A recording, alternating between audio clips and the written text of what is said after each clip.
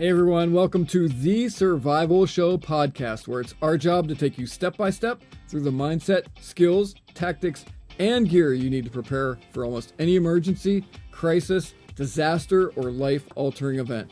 I'm David, the founder of Ultimate Survival Tips, and your host for today's show. So every week, I'll bring you a conversation with a forward-thinking world-class expert in an area of practical survival, emergency preparedness, contingency medicine, leadership, or personal development, all to help you attain your fullest potential and increase your survival IQ. And guys, today you're in for a real treat as we begin an important new 10-part series with Mr. Craig Caudill, based on his excellent book, Extreme Wilderness Survival. So today we're going to discuss 3 proven systems of survival, the 5 pillars of preparedness, mindset, skills, tactics / teamwork, gear, and I'm going to add supplies onto this list. And before we're all done, Craig and I are going to do a speed review to show you 2 essential pieces of everyday carry gear that you should have on you at all times. So stay tuned to the end to discover what this gear is. But before we get into all this great content with Craig, let's talk about your food security plan. In recent years, we've all witnessed a significant rise in food prices. The future of food availability and affordability remains uncertain, making it critical to have a food preparedness and security plan. One of the most effective ways to ensure your food security is through freeze drying your own food. It's like having money in the bank, but in this case, it's food.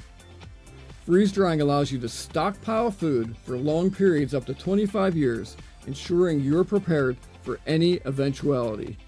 My wife Karen and I have been freezing leftovers, garden produce, wild edibles, herbs, surplus food, meat, eggs, desserts, and a lot more for about 3 years now, and you can too.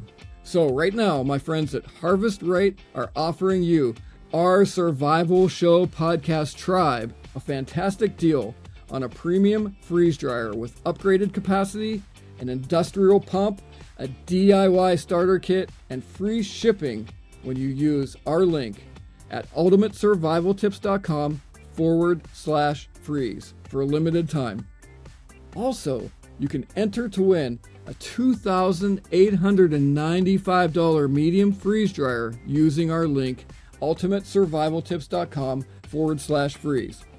Don't get caught off guard when the next food crisis hits. Secure your family's food future today by getting an incredible deal on a home freeze dryer at ultimatesurvivaltips.com/freeze. All right, let's get into the show with Craig.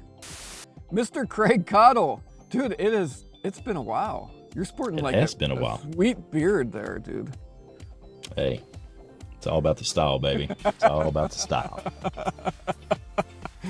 So for you guys who don't know, Craig and I started this podcast, man, it's been a few years ago. So if you actually like Craig and what he has to say today, we've got, I don't know, there's probably 60 or 70 podcasts and manly musings and all that sort of kind of stuff in the archives with Ultimate Survival the Survival Show podcast, where you can check out those. It's all good information. In fact, we're bringing back kind of a best of TSS now since we have an archive.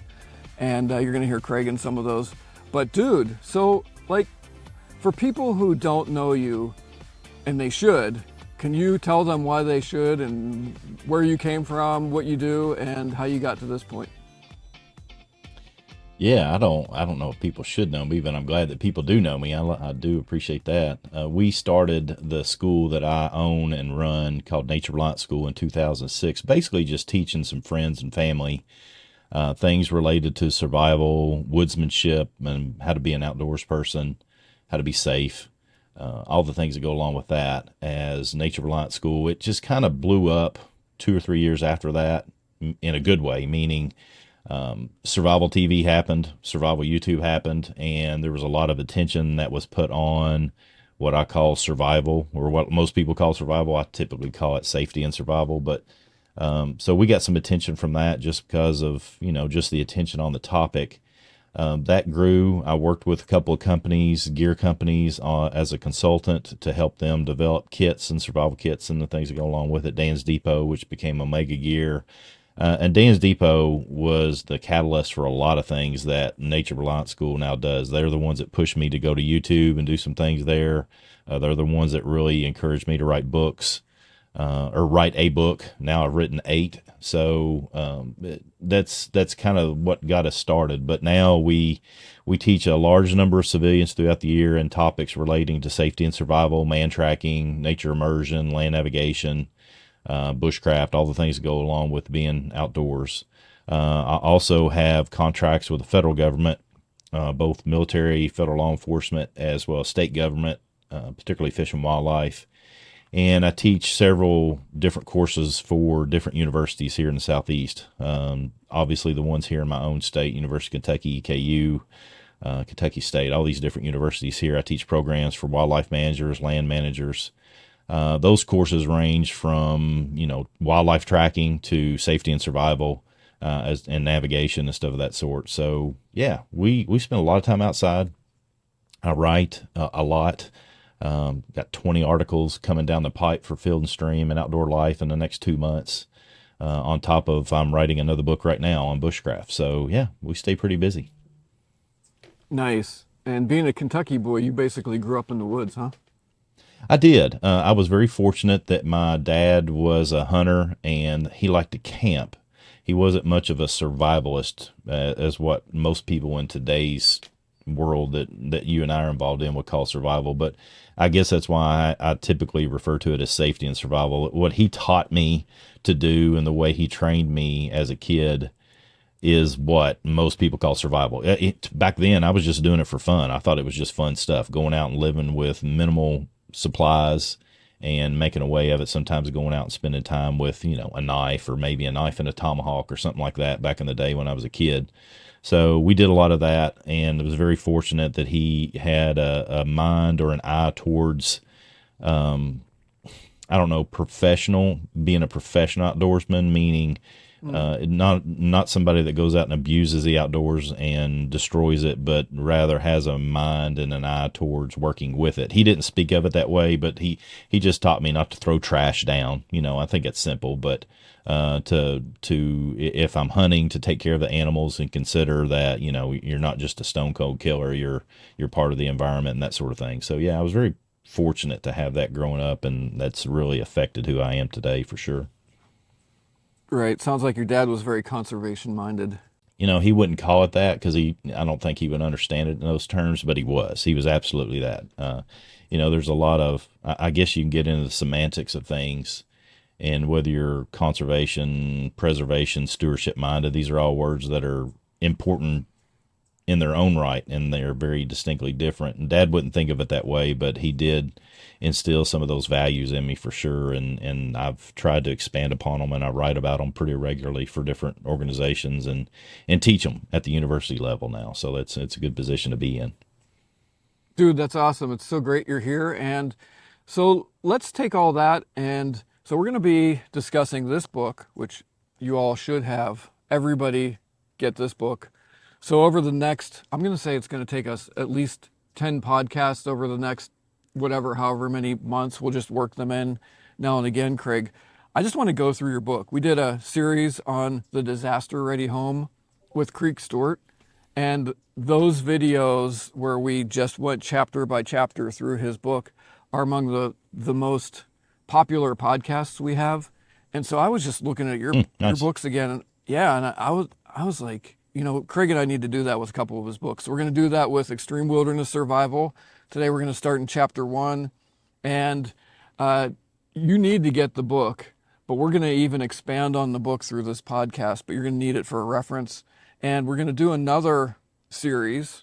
I'll just show you guys this. So Ultimate Wilderness Gear, fantastic book. But today, Craig, so Extreme Wilderness Survival, was that the first book that you wrote, first full book? Yes, sort of. So the first book I wrote in 3rd grade. It's called Sam Snake. What? Sam Snake? And Sam Snake. I'm not trying to be silly. I had a 3rd grade teacher that encouraged me to be a writer, and I didn't do anything with that until much later in life. But Okay. I always had it in the back of my mind that I wanted to write, and I didn't really study how to write. I didn't study that in college. I have a degree in statistics, so I was studying. I'm very much analytical in that regard. So I didn't think there was room or there was a place for me to write. And then as some of these folks that I was working with were pushing me and seeing that even though I'm a teacher of things outdoors, I'm very statistically minded, and I like looking at data, and I like destroying myths. I'm a big fan of bullcrap, lies, myth busting, because the things that I like to share help people spend more time outdoors, and when they do it, to do it safely. And so when I was being pushed by others to write a book on survival, I thought, what can I contribute that's not already been done? Oh my gosh, there's hundreds and thousands of books out there, I guess, that cover the topic of survival. And so I went at it from the ground level, basically used my statistics understanding, because that's the way I look at it. And what I mean by that is that instead of writing a book and just sharing my opinions, which is what most survival books are, I looked at the data, and what does the data say people need to understand? And so what I discovered by assembling about 200 plus pieces of stories, how people either experienced tragedy or they died in the wilderness, I looked at those and collected them and started looking at them as data and going, okay, this happened here, this happened here, this happened here, this happened here, and started assembling that data to see the common threads throughout. And then I wrote a book basically to solve those problems. And that's what extreme wilderness survival is. That's my first book. It is basically a book that if you look at it, or when you look at it and you read it, you're not going to think it's based on statistics, because I don't talk about that in the book, but that's the foundation of where it came from, is looking at data going, okay, one of the big problems is people don't know how to communicate effectively. So I'm going to write some chapters on how to communicate effectively and work with others, because that's important in survival situations. So that sort of thing makes its way into the book, as well as a lot of other things that are not in your typical survival book. But quite frankly, there's a reason a lot of military and, highly trained people use my book on the federal level, because they know, they study it as a textbook for survival for good reason. It's data based, it's factual based, instead of just my opinions on different topics. Yeah, one of the hallmarks of the book, Craig, and correct me if I'm wrong, the beginning of every chapter has a story about a actual situation that people had gotten in. Yeah, and quite frankly, this is one of the beautiful things about working with a publisher and not self-publishing. I'm not saying there's anything wrong with self-publishing, but there's just a lot of things about writing books that I did at the time, especially on the first one, I was just not cognizant of. I was just not good at. And the publisher was like, Craig, you got to put a story at the beginning of every book. And so I took one of those, because they knew my process of development for the book, and so they were like, well, why don't we just put those at the beginning of every chapter? And quite frankly, that's been at the beginning of every chapter of every book I've written. So that it's a hallmark of the way a lot of people do things, not just me, but definitely the way I do things. And I think it's good. It illustrates a story. Typically, the stories at the beginning of the chapters are problems, and then the remaining of the chapter is the solution to the problem that arose in that story. That's, if I was to distill it down to what is it, that's what it is: a problem and then the solution. Yep. So for folks who are new to preparedness and survival, I don't want to say I think it can be overwhelming, but when I started to get into this, it was overwhelming. So just maybe, can you talk about how to help people who are just starting down this path not to be overwhelmed, and how your book and us going through the book is going to help them in that regard? Yeah. And again, thanks for having me on. I love talking about this stuff, because I absolutely love helping people spend more time outside. And as it relates to disaster readiness, there's so many things that have happened. For us, even here in Kentucky, where I'm from, we had, a tornado that destroyed 200 miles of land a couple years ago, and then eastern Kentucky flooding last year. So, all this stuff is relevant to, it's not just, hey, getting lost on a hunting trip or a fishing trip or hiking. It's all about taking care of our needs. But the way I approached the subject after looking at the data is I kept collecting, again, these data pieces. And from a statistical standpoint, you just look at data as dots on a graph, really. And I kept seeing dots over here, here, here, here. There were 4 big groupings of information. And the way I ended up breaking that into categories to try to get the message across is what I call mindset, skills, tactics, and gear. And so that's the 4 primary sections in the book, and each one of those sections has a good 3, 4, 5 chapters on each one of those topics. So the reason I came about with that is that what happened a lot is definitely what a lot of people see as skills are deficient in a lot of people. People don't know how to use a compass, or they don't know how to build a fire in the outdoors. And then gear. People don't have the right gear. They walk into the outdoors in flip-flops and a t-shirt and a bottle of water, and they think they're ready. And so those 2 are big indicators of problems. That's skills and gear. Everybody, for the most part, knows that is likely culprits of causing problems for people. But the 2 things that also came up was, again, what I categorized as mindset and tactics. Mindset being, how do we strengthen our mind? How do we become more aware of what's going on around us? How do we do all the things that bulletproof our mind? And then the tactics, and I didn't use that term loosely. I know you like to use the word teamwork, and that's a good word. But teamwork just means people working together, and tactics means people working together for a strategy to come to a common end. And so that's the reason I use the word tactics, meaning, how do people work together to achieve what it is they need to achieve, and know that they have a strategy in place to make that happen down the road and make that happen. That's the genesis of the idea, was the data for sure, but the visual component to make that data easier to understand are those, what I call the 4 puzzle pieces of survival: mindset, skills, tactics, and gear. Okay, Craig, so we're going to get in deeper into this first chapter of the book, and I know we're going to talk about mindset, skills, tactics, and gear. Mm-hmm. Yeah, All I right. mean, it's the foundation of the way that I came about with the topic of the book. So basically, I have this background in statistics that makes me analyze everything, which is good and problematic at times. But what I was seeing in the survival community at the time that I was teaching, and I hadn't written anything, was there's just a whole lot of garbage out there. There's a whole lot of TV garbage. There's a whole lot of just falsehoods and lies and myths, and it was very problematic to me because realistically, from even at the basic level of statistics, there's millions of people that go into the outdoors every day and don't have any problems whatsoever. Every day. And what is it that they're doing that the other folks aren't? Is it that they haven't been put in a situation where they might need survival skills? No, they're probably doing a lot of the things right.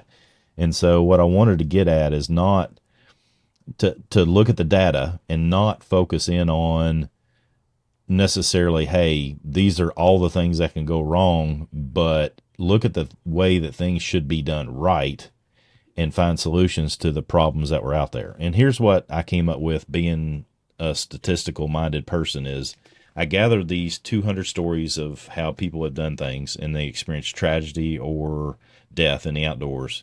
And I collected the data, and it started going into and dropping it into categories. And I didn't really have a name for the categories at first. I just knew that this story was similar to this story and this one was similar to this one.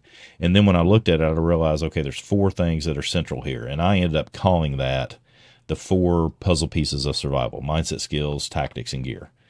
Meaning, to go into those a little bit, I know we're going to go into them in depth, but an overview of it is that a lot of people know that skills are important. Hey, building a fire, setting up a tent or a hammock or a shelter, knowing how to, use a water filtration system. Those are all skills, knowing how to do that.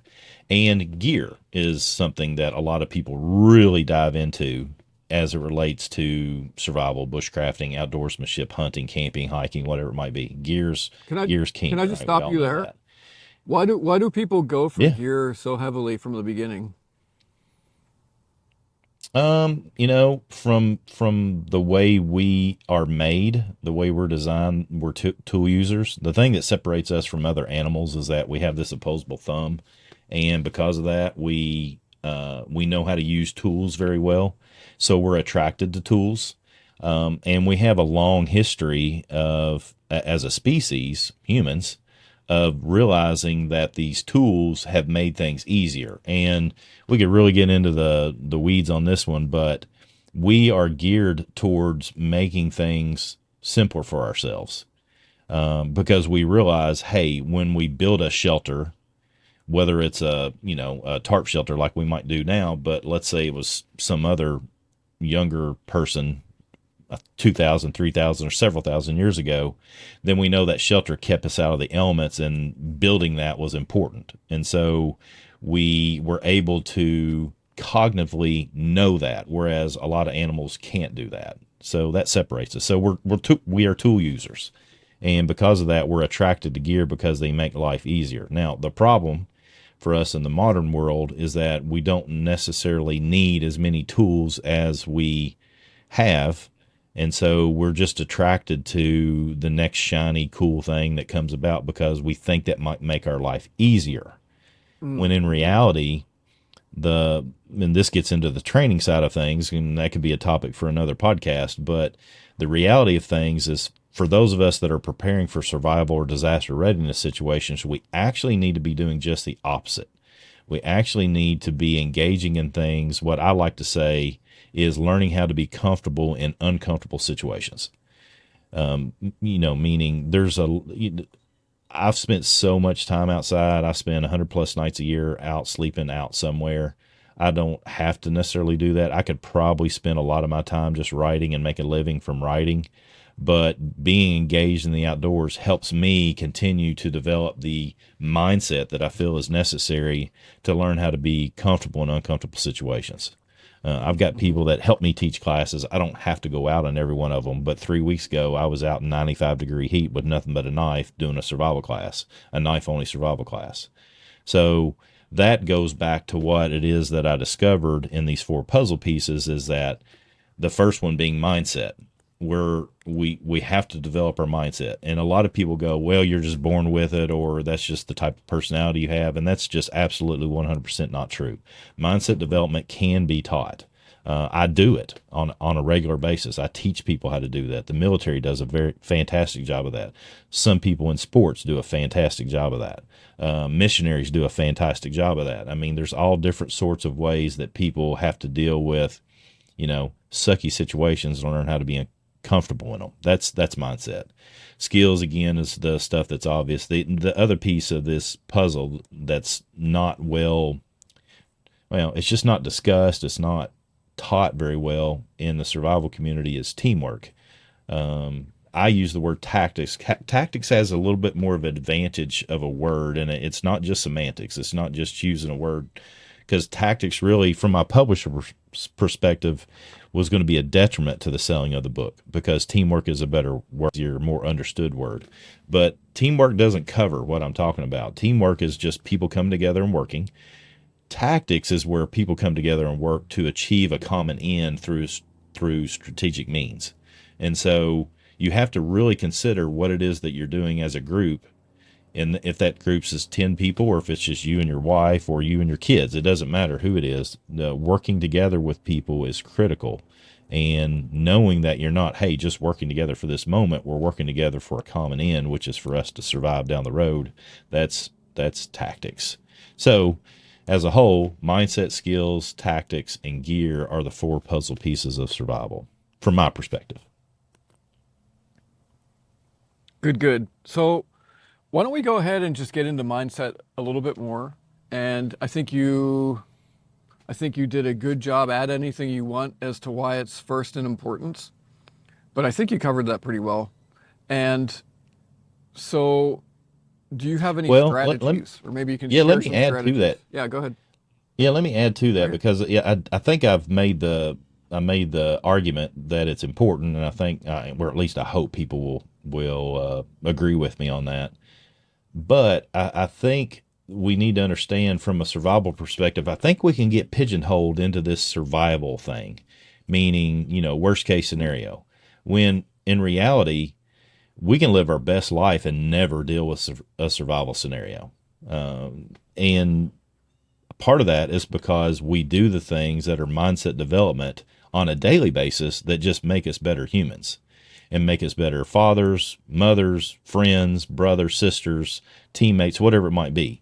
And a lot of that is, Marines are really fond of saying adapt, improvise, and overcome. I love that. That's a great way of teaching something that I would consider mindset development, meaning you're always looking at a situation. If there's a problem, it's not a problem. It's an opportunity to come up with a solution.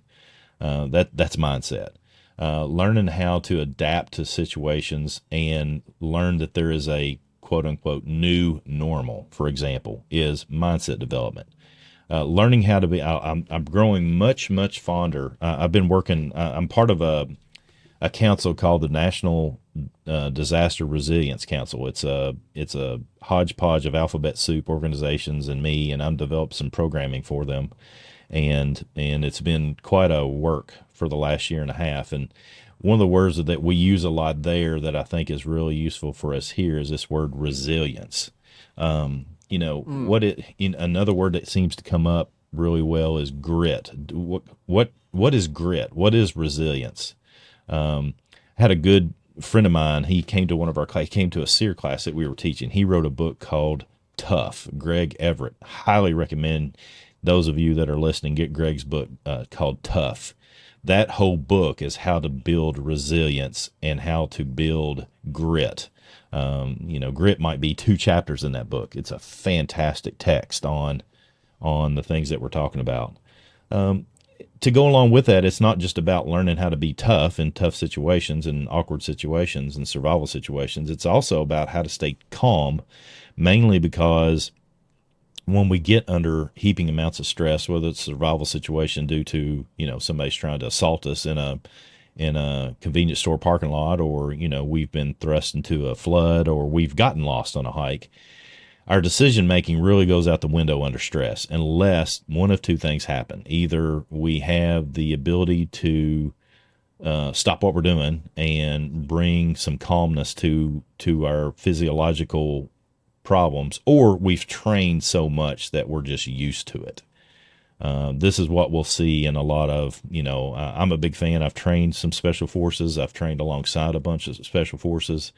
These guys are the epitome of, when I say special forces, U.S. Army is where I spend a lot of time training with these kind of guys.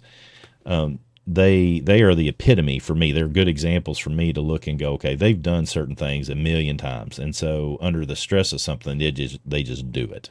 We should, and we're not going to be operators. We're not going to be special forces operators, but we've got to come up with ways to stay calm under stress. And one of the best ways to do that is to put yourself under healthy stress and work your way through it. Just one very simple example of doing this is working out. I work out every morning. I do some things that are really physically demanding on me.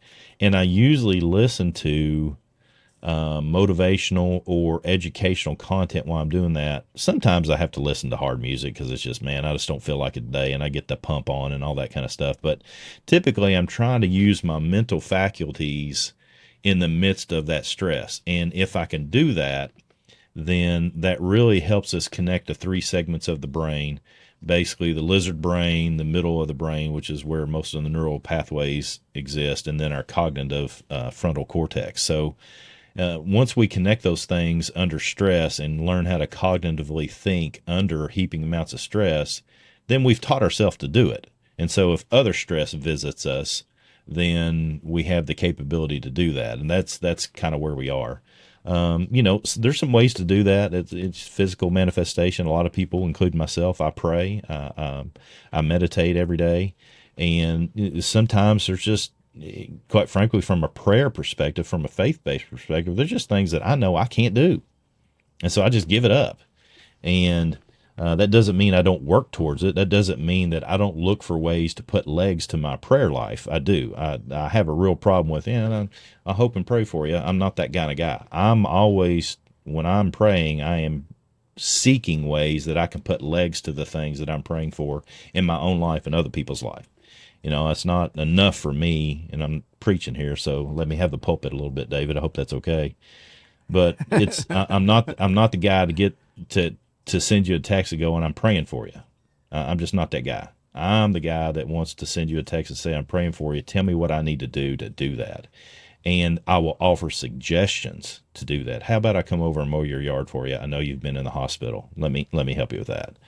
And sometimes I just get rude about it and I just go do it because I know people need that. And it's been impressed upon me through my meditation or my prayer, or my quiet time, whatever. People have different ways of approaching this. That's just my approach to it. And then expanding upon that, I think there's value in things like, just I'm going to use this term, and I don't like using it, but I'm going to utilize it because I'm kind of studying the subject right now of manifesting positive thought. And I'm really hesitant to use that, but I went ahead and use it, so I'm going to try to play with it a little bit here. But if you're constantly thinking negatively, then a lot of negative things are going to happen to you. And I've dealt with this. I tend to go that direction, just the way some things that have happened to me in my life. But the more I find, and it's not that I think I can force the future to happen, because I think the future happens as it happens. But I certainly do see the value in imagining, even meditating and praying on the way I would like to see things happen. And then it seems like the more I do that, the more my thoughts are filled with ways to get that done instead of being upset about negative things as they're happening. So, some people will call it just a positive thinking. There's nothing wrong with that. I think that's a real simple way of looking at a very difficult subject. Does that make sense what I'm saying? Is all this? Yeah, that totally makes sense. Does it make Craig. sense? Yep, totally makes sense. Okay. And in fact, yesterday I was overwhelmed. It was a shorter week because I had some things that needed to happen over the holiday weekend we just had. And so Monday started on Tuesday. Right. And I was overwhelmed, dude. I was just totally overwhelmed. Too much going on. All my fault. I own that. And I just said, hey, I need to get up to the loft. We have a loft in the house with a little mini workout room. And that's the room that I designed stuff, knives and everything in also. But I just went up there and just hit it pretty hard and put on worship music. Speaking of, put on worship music that I knew was speaking truth to me. And, I came out of there 2 hours later, still with a busy day ahead of me and too much on my plate. But my attitude was completely changed. And I realized it wasn't all about me. I'm not going to be able to get everything done that I think I should be able to get done. And I can ask my wife for help. I can ask our team for help. I can ask the Lord for help. And I don't need to carry it all. And it completely changed my mindset. And it all started out, I have a history of working out. And it all started with, just hitting things a little bit hard. And, knowing that I needed to retool my mindset, and there was a way to do that was productive and positive. Nice. Good. Yeah, man. So that's good. I'm just going to look at the time because I don't know where you're going to go with this. I feel like there's a problem. And the problem is we have this whole culture that seems to be, especially with young people, enabling them to take on a victimhood mentality. And I think that's very detrimental. It's a detrimental mindset. I'm just curious what you think about the problem that we have and that people that have had destructive, maybe accusatory mindsets towards others, how can they get out of that? Well, every generation probably looks at the generation coming behind them and thinks they've got it easier or they're a problem because they're not doing the things the way I did them. It seems to be, and just if I look at history, it seems to be the case. So it would be my observation that looking at the generation that's coming up behind us, there is some things that seem to be missing. And I think it's a product of us continuing to make things easier on one another. And, I'm guilty of it to an extent. I wanted my children's lives to be easier than the one that I've had. At the same time, I recognize that my children's lives, if they were just made to be super simple and easy, then they wouldn't have the ability to overcome struggles. I think the hardest part about being a parent in particular is allowing your children to struggle. And so I think most of us look at the generation that came behind us, or that's coming behind us, and says, okay, they're soft or whatever. And I think if I were to come up with one word, it would be the word discipline.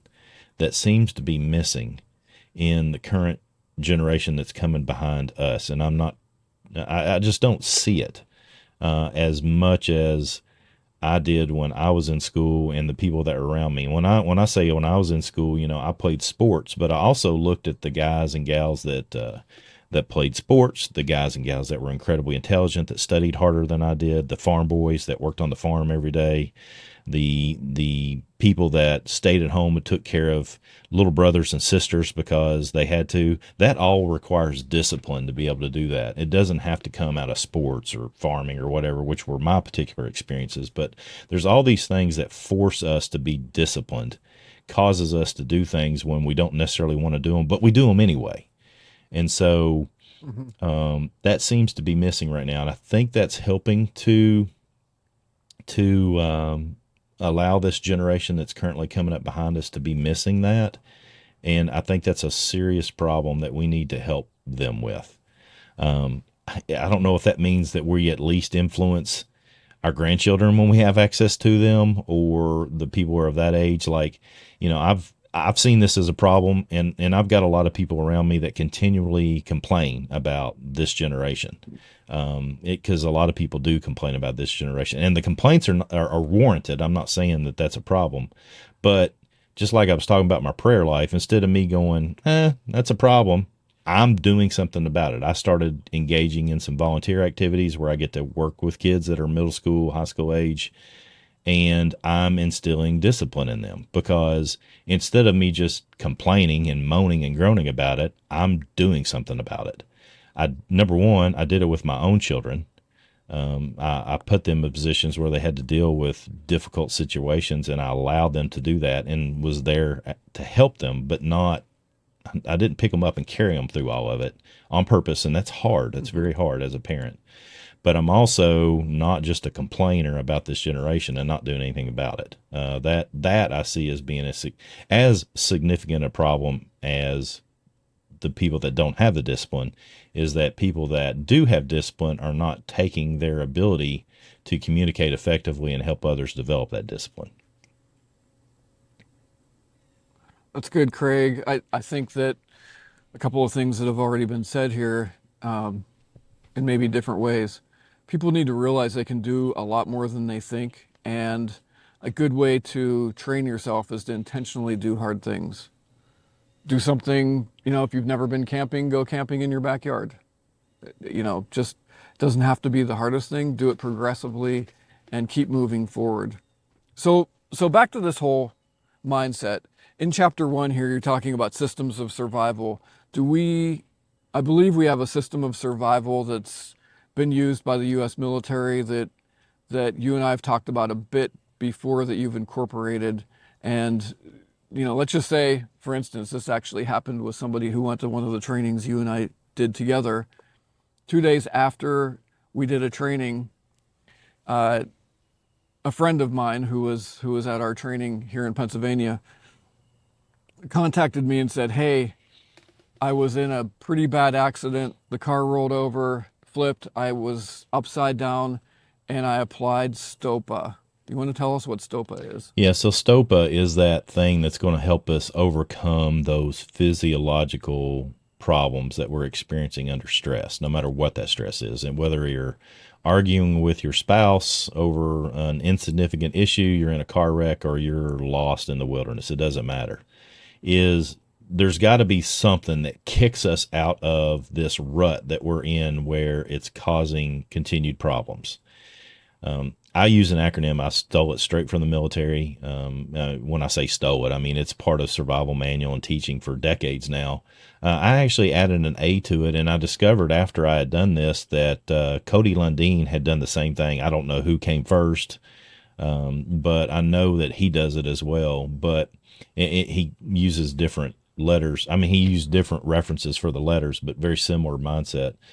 STOPA is stop, think, observe, plan, and actively stay alive. And so what that means is in any given survival situation, the S represents you just stop what you're doing, you sit down. Okay. Again, I mentioned earlier, there's two things to help you develop the ability to work through stress. One is to train through it. The other one is to stop what you're doing, sit down. When we're under heaping amounts of stress, we have lots of physiological issues, auditory exclusion, tunnel vision, our heart rate rises, blood pressure rises, adrenaline dump. The only way to solve those things, again, is to train through them or to stop whatever it is that you're doing, because once it gets going, we are built for that stuff to stay there because it helps us survive, literally, from a long period of history. So the T in STOPA means think. And the way I use that is we think about what we have on us, what we have with us that we could utilize to affect our survival. What kind of supplies do we have? If we recognize, okay, I'm missing this, then we observe our surroundings and see what we can take from our immediate surroundings, or even farther away if we feel necessary. What can we take from our surroundings by observing it to affect our survival? Then we make a plan. I kind of take this really far when I'm training people, because I think the planning aspect, and at least the communication and working with other aspect of survival, is critical. Because in those 200 stories where I gathered people where they experienced these bad problems, there was a large number of them that were caused by inability to communicate effectively under stress. And so making a plan, communicating a plan, that doesn't mean that you're stuck to it. I still highly recommend adapt, improvise, and overcome. But at least let's make a plan and let's just start working that plan so we have something to focus attention on. And then A is actively stay alive in your head. Have a reason in your head that you want to stay alive. Have an end goal, have an end result that you want to achieve. And then that will help you. Sometimes, and we've done training like that, I've done numerous trainings like this, where the A that is helping you stay alive is that I'm going to stay alive and exist for one more second. And then you're going to do it another second, and then another second, or another minute, or I'm going to stay alive for this minute. And then, because there's just times where life just sucks for all of us. And the only way to get through it is to realize, okay, I'm going to make it another 10 seconds. And at the end of that 10 seconds, I'm going to do everything I can to make it another 10 seconds. And then by the time you add those up, you're continuing to survive and you've made your way out of a situation. So that's STOPA. Stop, think, observe, plan, and actively stay alive. Good stuff. So let's go ahead and take a look at skills. We're going to go through this extensively throughout the book, but how about some essential skills that everybody should learn? Well, I think the skills go along with another piece that sometimes I throw into mindset, sometimes I throw it into skills, which is basically understand the law of rule of threes. And that is a very general understanding of what our needs are as humans. And this is where the statistical side of me comes into play. Meaning, right now, what we're discussing, the skills building portion of survival training, is where I start to diverge from a lot of people. Because a lot of people will focus attention on things that really are wasted energy and time. Yeah, we're basically talking about priorities and essentially like what's going to kill you first, right? Yeah, I mean, our priorities is survival, law of threes. A lot of people in bad weather are going to go about getting the milk and the bread because they know the storm's coming. But in reality, you don't need to be worrying about that because it's weeks down the road before you'll starve to death. What you really need is make sure you got core body temp taken care of and you got first aid supplies and things that go along with it. So, skills building needs to be based upon our priorities of needs, not our wants. And it seems like, and what I was mentioning is, and this is where I get off on a tangent and I just don't care what people think really, because that's what I'm here for, is is bow drill fire making is a great thing. I teach it in bushcraft classes. We've had to do it in level 3 classes of survival because we walk in the woods with nothing but a knife in class. But really, that's a contrived situation. Realistically, the best thing to do is carry a lighter in your pocket and always have it with you. I mean, have those kind of supplies that are going to make your life so much easier, because making a bow drill fire sucks. It's hard. It's difficult. If even the remote smallest thing like high humidity is happening, it makes it extremely difficult. So these are the things where we understand our priorities and go, okay, I can't make that happen from the environment, so I better be taking some gear to take care of it. Same thing is true for, a femoral bleed or a brachial artery bleed. If I get shot or get cut on my femoral artery, a belt, it's going to be okay, but you need a tourniquet because a tourniquet's better. So have a tourniquet with you or near you nearly all the time. These are things where we look at our priorities, because if I don't have the right thing to stop a femoral bleed, then I've got 2 minutes and I'm going to die. If I don't have the things that will keep my core body temp warm, I've got about, 3 minutes and I'm going to die. And that's what the law of threes is. 3 minutes for blood flow and oxygen flow, 3 hours for core body temp, 3 days for water, 3 weeks for food, and 3 months without human assistance. So those are our needs in order. We need to be taking care of those and know, hey, we need to build our skills around those things. You need to have some first aid skills. A lot of people bypass first aid skills in survival training, which has got to be the dumbest thing I've ever heard in my life, because we're more likely to get hurt in a car wreck or be near somebody that gets hurt in a car wreck long before we're ever lost and have to build a bow drill fire in a survival situation. I mean, that's just highly statistically, this is where that statistics keeps popping up and it aggravates people. But statistically, that's going to happen. We're going to be in a car wreck or be near one where we could actually help somebody live or not have experienced severe physical problems just by knowing first aid skills. So why not study first aid skills as a survival skill? It's crazy to me. Okay, Craig, this has all been really good. So I get it. We need to prioritize our skills based on what's going to kill you first, basically. That's my words, but so why don't you run through the rule of threes one more time, and let's just assign some specific skill areas, not necessarily specific skills, but skill areas that people really ought to account for, and then maybe prioritize them based on the rule of threes first. Okay, yeah, that's easy. And let's expand upon it so we get everything covered. So you got 3 seconds. I like to say 3 seconds because of safety, personal defense, self-defense, and that sort of thing. Okay, you want to make sure you get off the X. You want to know how to do self-defense and the things that go along with it. Can't live more than 3 minutes without blood flow and oxygen flow. That's why you need to study first aid. Can't live more than 3 hours without maintaining your core body temperature. That's why you need to know shelter building, what kind of clothes to wear, how to build fires, how to maintain or get core body temperature from the environment. Can't live more than 3 days without water. That's why you need to study water filtration and purification. Those are two totally separate and different things, and there's a lot of garbage information out there as it relates to water filtration, purification. You can't live more than 3 weeks without food. That's when you need to understand how to forage for plants, how to trap, gig, how to store food for long-term disaster and readiness. And you can't live more than 3 months without human assistance. We know from long thousands and thousands of years of history that people always tribed up. They utilize one another to help affect a certain end. Therefore, learning how to work with other people is an essential part of any survival plan. All right, I think you covered those really good. And since we ended on the 3 months and companionship and working together and all that, that takes us to segment 3 and tactics/teamwork. Yeah, I think this is if there's one aspect, I think a lot of people understand that mindset is important. They don't know how to achieve it.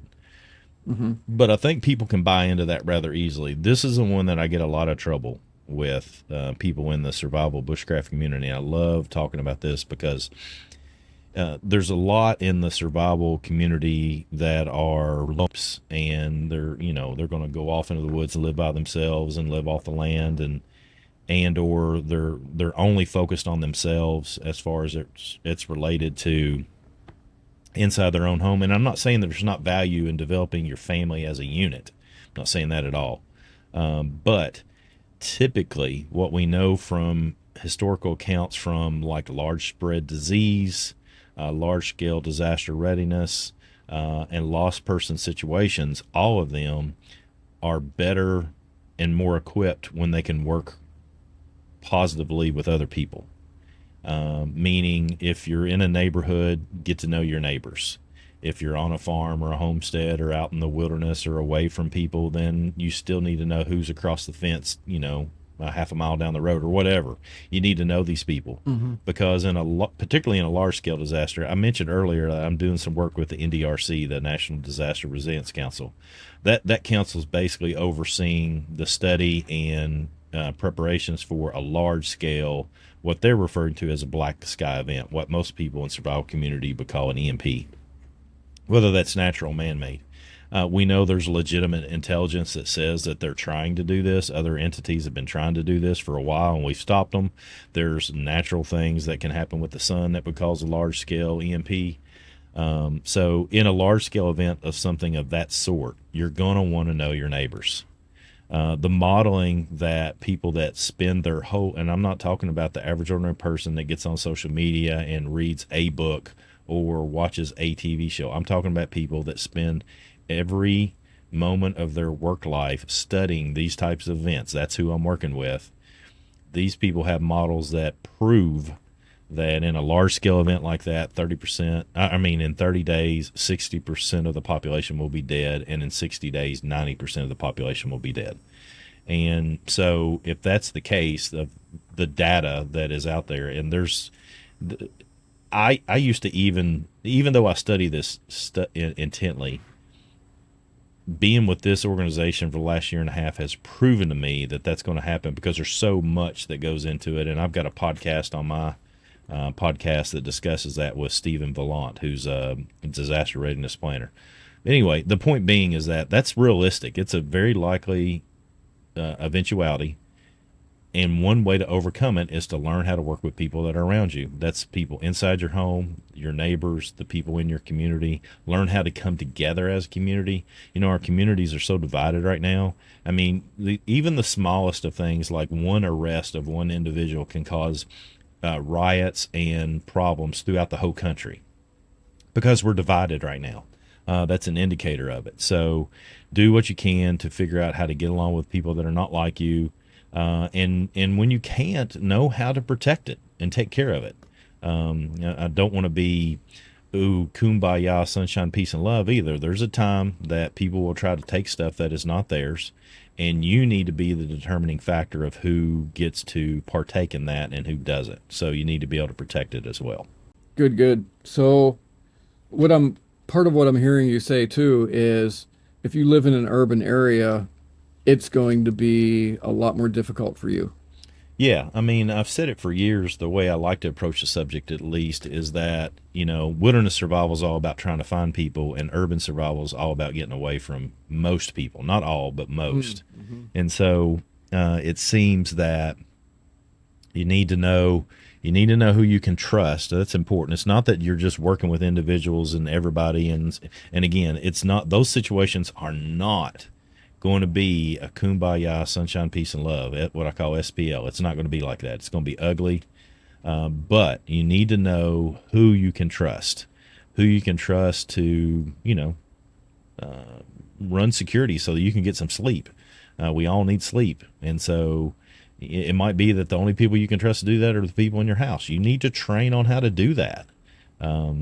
So if you're not training on how to do simple things like that, then when it comes time to do it, it's very problematic. I mean, it's simple. I mean, this past year, we lost our electricity here in Kentucky, which doesn't happen very often. We lost it. I want to say it was about 4 or 5 days, and it was considerably cold. And the reason we lost our electricity, because it was cold. I mean, we got below zero, which, again, does not happen for us here very often. So it's a thing that a lot of people are unprepared for. But one of the things that had to happen is we had to have a schedule of making sure that the resources that we were utilizing in my home were continuing to run, and nobody fell asleep. So we had around-the-clock coverage in my home with just my family on security and making sure that our core body temperature was being maintained in those 4 days. And so it was tiring, but we had a schedule. We knew how to do it. We had practiced that. We had discussed that. I've trained people on how to do this. And so it's just something you need to put into practice. That's for sure. So how can people find these people that can be part of their team, part of somebody who can help them execute what is necessary? Man, that's a million dollar in a question, isn't it? I get that asked a lot. I get asked that a lot. You got to look in your communities of people where you're already existing. So if you like to do recreational sports and you're playing, pickup ball with people, then find people that you're already recreating with. If you're in a church, find people within your church. If you're spend so much time at work, strike those conversations up about a TV show, for example. What do you think about that TV show alone? And see what people say when you start talking about survival. You'll find out real quick. Some people think it's crazy talk. Some people think it's, man, I really like it. It teaches me this or whatever. And then you can start to find your type of people. I think that's one of the greatest things that have happened with survival TV that I talk negatively about all that stuff pretty regular. But one thing that is very positive is that it's a conversation starter to find the people that are going to be your peeps, the people that you can trust, the people you can count on. And then find out if they're interested in getting together and training some, because that's where the rubber meets the road. When you get together and find out, well, that person can't carry a load, or that person can't do the things that are necessary. They can't stay awake. I mean, they're just lazy, or they're whatever. Then you need to be able to find those people ahead of time. Cooper said that people don't rise to the occasion, they default to their level of training. And so it doesn't matter. People just simply don't rise to the occasion. They default to their level of training. And so it's a matter of learning who can get into the training and at least know how to learn how to be comfortable in uncomfortable situations and come out the other side instead of just whimpering and crying and falling into a heap. And you can do trainings. Craig, I know you're located in Kentucky, and I know a lot of the folks that regularly attend your trainings. If there's something local to you, that's great. If not, move closer to Kentucky and join in on Craig's classes, yeah, right? There's 3 ways. I mean, we can talk about this later too, but I know you have some online training, obviously, that's free and paid. I have online training that's free and paid. We have in-person training. That's a great way to meet people and find who your peeps are. A lot of my community of people are people that I have met at classes, and not everybody is ready to engage in serious survival training, but I can definitely find the ones that are at a class, that's for sure. And then there is we have online training too. I have a course called Mindset, Skills, Tactics, and Gear that's a free course on my website. So people can engage in that, and there's conversations happening inside that course among people where people are finding one another and doing things like that. So it's building communities far and away from me. But with that said, I've got people that come from other countries, across the ocean to train with me. So it doesn't matter where you are in this country. It's worth a shot to come train with us. That's for sure. Yep, I agree. When I train with Craig. So I know one thing for us, when the whole COVID thing went down and everything was locked down, we were at the time commuting about 35, 40 minutes to a church. And, we loved the church and everything. But we started to think, we really need to bring things closer to home, because we have participated in local churches, within 10, 15 minutes of where we live. And, that just convinced us to do so. And we're currently in a church where there's a lot of people. Of course, I live in a rural area. There's a lot of people that take self-reliance and preparedness seriously. So that's good. That's a good place to look. Yeah, and I try to have solutions for people that live outside my faith too, because obviously church is one of the best places to find these kind of people, but there's other folks that don't attend church, and I want to have an answer for those folks too. It might be it might be a reason to come to church, right? So, if it's to find a self-reliance community, then, go to church to find it. You might find something else you like there too.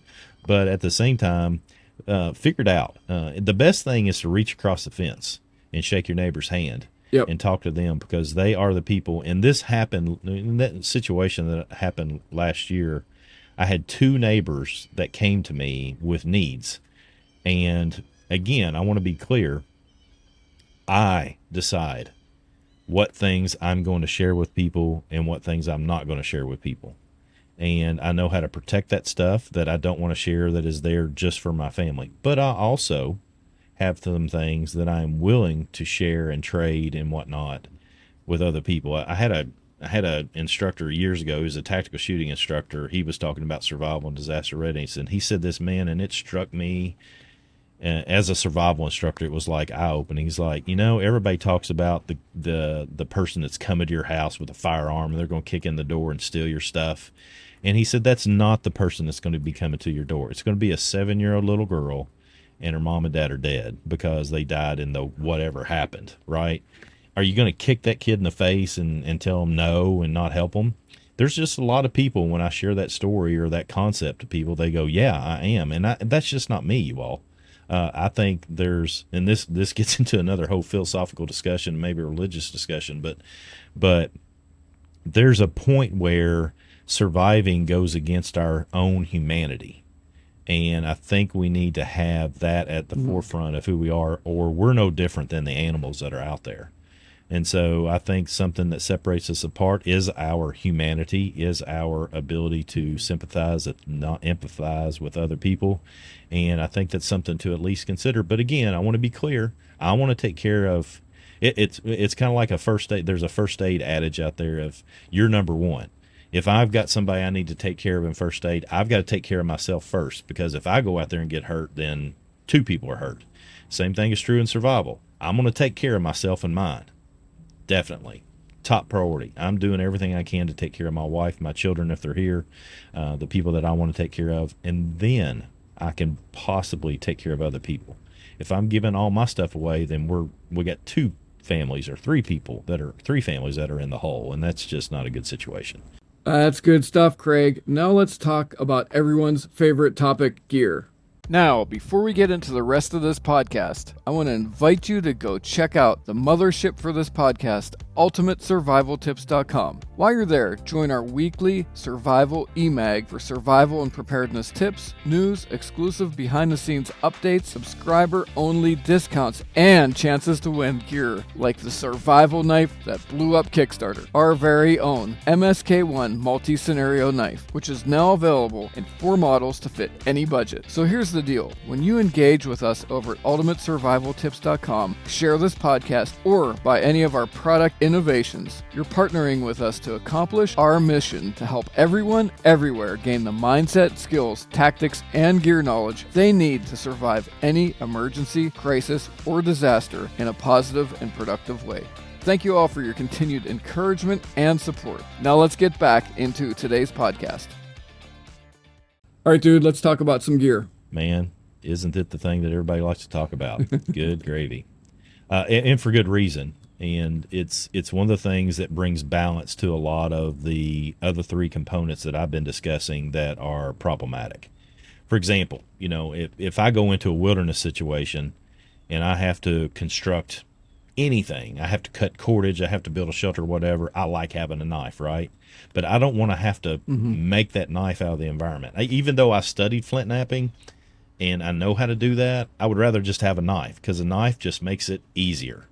So if we can all agree that that is true, something as simple as that is true, then everything else related to gear is very similar to that. Meaning, if I can take some things that make my shelter better, why wouldn't I? If I can make some things that make water filtration and purification better, why wouldn't I?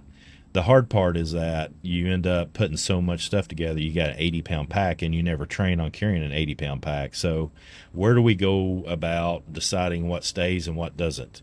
You really need to train with your gear. Okay, I talk about it, and Tracy Trimble, another instructor with our school, we've done a podcast, and we've talked about this numerous times. The difference between practicing and training. There's a big difference. Practicing is where you get a new piece of gear and you just get out and practice with it. And training is the end result, and there can be several steps in here, but training is where you put yourself under simulated stress and you train with the gear. and find out what works and what doesn't work. For example, there's some water filters that are some of the best-selling water filters in the world, okay, for good reason. But there's some things that we have done in training where they just did not work. And our students know that. I've shared that information numerous times, but we would not have known that had we not put ourselves in 13-degree temperatures and trained with the gear. So that's critical. So there's a difference between getting your backyard and creating a fire with a ferro rod that you bought off of Amazon, or using a small survival kit or even a big survival kit in the backyard. I think there's incredible value in that. I really do. I mean, especially on a new shelter, a lot of times I'll test gear out in my backyard. If it doesn't work, I just go in the house. So, I mean, it's that simple. But there's also times where I throw it on my back and I go outside and get busy with it. So I think that's the key, is that you need to consider it that way, the training aspect of it. But you also need to know that even if you get a recommendation from somebody like me or David, or you pick up my book or the Tiny Survival Guide or any number of these things, these are all fantastic resources. But they need to be, or you need to read them in the way I try to present the material that I presented, is that I try to present the material so that you can make the best decision for you, because your needs are different than mine. 15 years ago, I had 2 kids at home. Now I don't. My children are up and out of the house now. And 15 years ago, I was much younger than I am now. And so I had a different physical capability. So what I could carry then is different than what I can carry now. And what I needed to carry then is different than what I need to carry now. So what I need to carry in the wintertime is different than what I need to carry in the summertime. I mean, these are all things that you can't have a kit that just the end all beat all. This is my kit. It's going to work 12 months out of the year for every situation. It doesn't do that. It ebbs and flows. And this is very hard if you're in the business of what I'm in the business of doing, which is teaching people to not give people a list of things and go, okay, get this and you're ready, because you're not. You need to get that list. You need to get those things. You need to practice with them, train with them. If it doesn't work for you, find an alternative. And then apply that. David and I are a perfect example. I live in Kentucky. We don't get much snow at all here. David gets snow all the time. His kit's going to look different than my kit. It better, because he's got different situations than I do, without a doubt. So these are all things that you need to consider in an overall, because I know we're going to come back on another podcast and discuss in detail gear, which you all need to come back for. But in an overview, the bird's eye view of it, that's the perspective that I have on it. That's a really good perspective. I know for me, Craig, I've got 2 bins that are strategically placed right next to my hiking backpacks. And I'll tell you, the gear in those packs is never the same. It really depends on the hike. Depends on the time of the year, depends on the duration. Is it just a day hike? Are we just going for a couple hours? Is it a hard hike? Are we, going out for 3 days? It does. And that's where it can start to feel complex. And in future podcasts, what we're going to do is we're going to try and help you decide on a workable kit to start with. And we're going to start with knives. We're going to start with water purification, fire, all that, to help you hone in on the gear that you really need. Yeah, for the listeners that picked up on what I was saying, I didn't want to confuse people and say you can't come up with a basic kit. You can. You need to. Absolutely. You can. My perspective is I call it tiers of gear: tier 1, 2, 3, and 4. And basically, tier 1's what everybody thinks is sexy and likes to talk about, is EDC, what you carry every day. And so these, you build upon that. The things that you're going to carry every day, what happens after that is tier 2, 3, and 4. How to go about looking at that, we'll discuss in future podcasts. But at least start looking at the podcast, or start listening to the podcast, start looking at these references that David has mentioned, and let's take it from there. Yep. So real quick, Craig, before we get into the piece of gear that you inadvertently just mentioned in that segment, we're going to just do a quick look at an everyday carry piece of gear that I think everybody should have. And it's really something that reflects a lot of what we've been talking about here. But I have a question for you, Craig, before we get into that. What would you consider the differences between gear and supplies? Because I may name this podcast 5 Pillars of Preparedness. We talk about mindset skills, tactics and gear here, and then throughout the rest of the episodes, drawing from your book.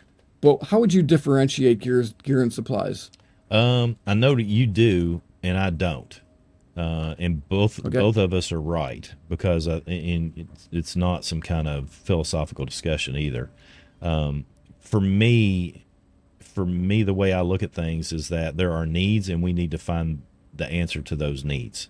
And so for me, I like to have the perspective, okay, what do I need that is going to take care of those needs? Some of those things, and it seems like, if I understand things correctly from your perspective, which is a great consideration, I love how you write this up with supplies. Supplies, I think, from your perspective, are typically perishable type items that you're going to have to resupply and get more of. Commodity. Yeah, that's not a bad idea. I just think of it from, okay, we need food or we need water, and how do we take care of that in the short term and the long term? Like, I think, on my free course, I have a downloadable document called Long-Term Water and Food Storage Guide. It's a 10-page document or something like that on my free course. And that, I think it's semantics here with me and you, but that goes into supplies, basically, is what kind of things how do I take care of my short-term needs? How do I take care of those needs in the long term? And short term, we usually use up those supplies. How do we make sure that we take care of and have the gear necessary to make it long term as well? Is that kind of where your mindset is on supplies? Am I right on that? Yeah, it is. Okay. Yep. I mean, basically, I just generally think of supplies as commodities that expire, they're consumed, and they need resupplied. I mean, it could be battery, food, water, right. Could be money, fuel, electricity, heating fuel, whatever. So one thing that we don't want to do is I don't want to complicate it for people. But, when I think of, especially when we get on the preparedness side, long-term preparedness, I think supplies are an interesting thing to not necessarily have to differentiate from gear, but I think I think we're on the same page. Good. Yep. Cool. So, Craig, I think through the series, I'd like to, because people love gear, I would love to do just kind of like a flash gear review. And today, I'm pulling out of my wallet here something that you and I both worked on, a tiny survival guide. Could we say that we read all these books? I saw this commercial for something else. I read all these books. I did all this training so you don't have to. And I condensed it down to this that you can put into your wallet. You want to just take people through what the Tiny Survival Guide is and why we came up with it and why you're still pretty jazzed about it, and you talk about it to a lot of the people that you train with. I think there's two things that come out of the Tiny Survival Guide that are incredibly beneficial. One is that it's a training resource. We've talked a lot about training. So you get it as a reference tool. You go through it and you go, okay, I don't know how to do that. Well, you figure out how to do that. And you can use the guide as the bulleted point list of things that you need to do to be able to make that happen. And then,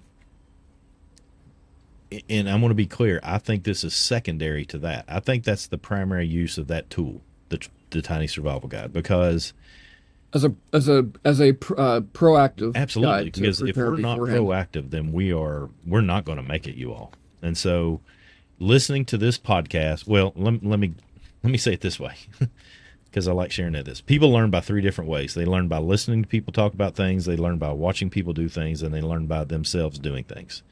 So one way you can listen to things is podcasts. That's why you're listening to this podcast. You can listen to things as you read books because you're listening in your own head. You can listen to people lecture and discuss and the things that happen ad nauseum out there. You can watch people do things. That's where you can get into your YouTube videos. You can get into online training. You can get into in-person training where you literally watch somebody that knows what they're doing things. But if you want to have skills that become yours, that are not something that you just casually watch and enjoy and entertain yourself with, that you make your own, you've got to be in the business of doing things. And so what the Tiny Survival Guide does, is it basically gives you a list of the things that you should be doing ahead of time. So you can go down that list and you can get out your water filter, and you should filter some water and see what comes up with it, what doesn't work, what works for it. One of the things that I love that we put in there is the troubleshooting sections. The troubleshooting sections, and some of it's just built right into the content, but some of it's just listed that directly. That kind of stuff is built off of me cranking out a lot of time in the field, you all. I mean, it's not me going to ChatGPT and writing a bulleted list of information and just vomiting that out and me not know it. It's me in the field training military personnel, federal first responders, and average ordinary people like me and you. That's where a lot of that troubleshooting came from. And so the Tiny Guide does that exceptionally well as a training tool. Then secondarily, I see it as a reference tool. Meaning I just wrote an article for Field and Stream where I highlighted the Tiny Survival Guide in small carry in your pocket survival kits. They asked me to write an article on that. And, I made it clear there, if you're doing survival right, there's going to be a whole lot of just sitting around, not burning resources, not burning water, not burning calories when the situation allows it. So why not have something that you can reference and go, oh, man, I never thought about that. But again, I want to say that's secondary, definitely secondary to utilizing it as a training tool. Good stuff. So, Craig, since you mentioned ChatGPT, I asked it to review the Tiny Survival Guide. Are you interested in hearing what it said? It said basically what you said. I wrote it. Well, we wrote it. So, I mean, I don't care what ChatGPT's got to say about anything that I say. That doesn't mean that I'm totally opposed to AI. I do use it on occasion to try to get some different ideas. But, AI is great for some things, but it ain't out in the field with me. It's just not there. I know what works and what doesn't work. All right, guys. So I will not read. If you want to read the review from ChatGPT, just because I don't want to offend Craig, go get the show notes over at ultimatesurvivaltips.com. Click the podcast tab, and then there's going to be a tab there for show notes. You can read what ChatGPT said, which is Craig. It's actually really good. But here's the most important thing, guys. We have not only the Tiny Survival Guide that we have tested in the field. Part of Craig helped me significantly with 4 years of survival training here in Pennsylvania. And part of what I did during that is I was, in a sense, developing the Tiny Survival Guide also, along with training with Craig and lots of discussions that we've had and back and forth putting that together. But after that, I also put together the Tiny First Aid Guide. So we talked about the critical rule of threes. We talked about safety and security, 3 seconds, 3 minutes. First aid is a big one. You're going to love this. Professionally illustrated. No, I did not illustrate this one. I actually had some professional illustrators. Worked with some first responders. Proof this with military professionals. So we've got all of that stuff in there. The big thing is we want to get those in your hands. So here's the deal. I want to give you guys a deal. So we want to put these together as a combo, and I'm going to give you 50% off. So it's like a buy one, get one free. So you're going to get, for the normal price of the Tiny Survival Guide, you're going to get the Tiny First Aid Guide too. So to get the Tiny Survival Guide and the Tiny First Aid Guide, go to ultimatesurvivaltips.com/combo. That's going to take you to the combo of these two. And then at checkout, put in combo, COMBO 50 at checkout for 50% off any number of combos that you want for yourself, your families, or your friends. How's that sound? Sounds good. I'm looking it up right now. That's the beauty of being in front of the computer. See if you can do it. Yeah, so it's easy enough. That's super easy. Yeah, just click on it. And here's, Craig, I get this all the time. Look at the reviews for the Tiny First Aid and Survival Guide. What you're going to find is people often will get one, and then they'll buy a bunch of them. So at this particular time of this recording, Christmas is not that far away, although it's the hottest day of the year here in Pennsylvania. You want to be thinking about, stocking stuffers and, gifts that have some sort of value beyond socks and stupid electronics that break. Think about the Tiny First Aid and Survival Guide. This is a one-use. You can use the Combo 50 one time per person, but you can get as many combos as you want. Does that make sense, Craig? So you can put in 1 or you can put in 5. And when you go to checkout, we're going to give you 50% off. Good deal? Like a good deal. Now, Craig, you can't buy them and resell them for that, all right?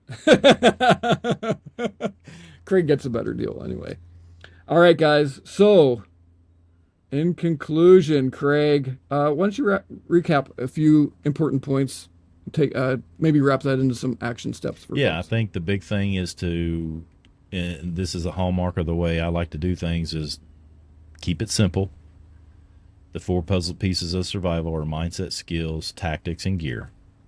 In each one of those, you need to be engaged in something where you're learning how to be comfortable in uncomfortable situations, like challenge your mindset, challenge your skills, challenge your ability to work with others, and challenge your gear in uncomfortable situations. And your level of uncomfortability is different than mine.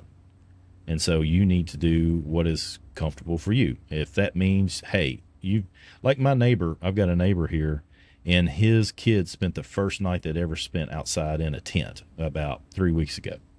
And he Nice. He contacted me and said, hey, what do you think I should do? Is it, think it's going to be okay? And I'm like, yeah, it's going to be fine. They're going to have a great time. They're going to enjoy themselves. But make sure that they've got everything they need to be comfortable. Give them some snacks because they're kids. They like snacks. Make sure their bedding is incredibly comfortable. And make sure there's some sort of sound machine in there so they don't get scared of all the nighttime sounds that they're not used to. And slowly, over time, take that stuff away. I mean, one of the biggest mistakes I think people make in learning how to be comfortable in uncomfortable situations is they throw everything into uncomfortability and expect people to enjoy it and love it and then move on. And that just doesn't work that way. So I'm a slow burn kind of guy. Right. Yep.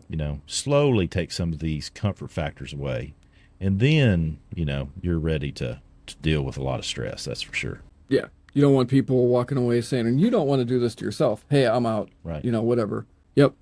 Good. Okay, so next time, remember, this is a multi-part series off of Craig's book, which, if you guys had not noticed earlier, I moved locations. Extreme Wilderness Survival. Pick up the book. Next time, Craig, we're going to discuss how to increase your situational awareness, avoid danger, and stay off the X, or off the bullseye, meaning get out of life-threatening situations. We're going to talk about the combat rule of 3, how to develop a bulletproof mindset, and, Craig, come prepared. We're going to do our favorite EDC knives and a lot more. What do you think? Sounds good to me, man. I'm all about some blades, bro. I got some cool stuff to show you. All right. So, Craig, how can people find you? Tell them anything you want. But training's coming up, your books. So everything's else? Nature Reliance. Where is Craig Cottle at? NatureReliance.org for sure.